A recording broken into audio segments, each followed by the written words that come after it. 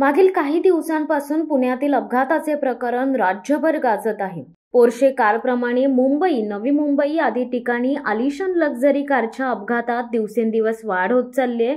असाच काहीसा प्रकार अलिबाग तालुक्यातील अलिबाग रेवस मार्गावर रविवार दिनांक 8 डिसेंबर रोजी संध्याकाळी 5:30 वाजण्याच्या सुमारास चोंडीजवळ डे फार्म येथील वळणावर घडले।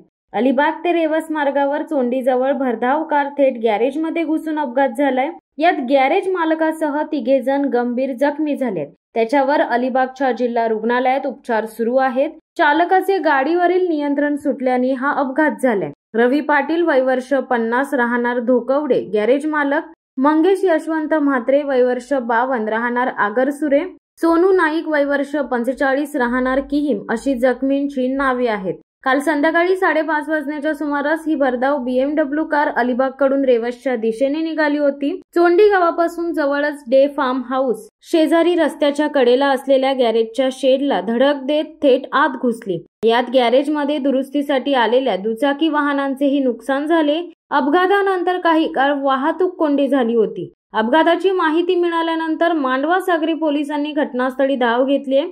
जखमी झालेल्या तिघांना इतर वाहन चालकांच्या व सामाजिक कार्यकर्त्यांच्या मदतीने जिल्हा रुग्णालयात उपचारासाठी हलवले आणि वाहतूक पूर्ववत झाली। या प्रकरणी भारतीय न्याय संहिता 2023 चे कलम 281, 125 अ, 125 ब सह 1989 क, 184, 185 प्रमाणे गुन्हा दाखल केलाय। कार चालक संदीप विलास गायकवाड यांनी मद्यसेवनाबाबत वैद्यकीय तपासणी करण्यात आली आहे। अपघाताबाबत अधिक तपास मांडवा सागरी पोलीस ठाण्याचे निरीक्षक भोई यांच्या मार्गदर्शनाखाली पोलीस उपनिरीक्षक खोत करीत आहेत।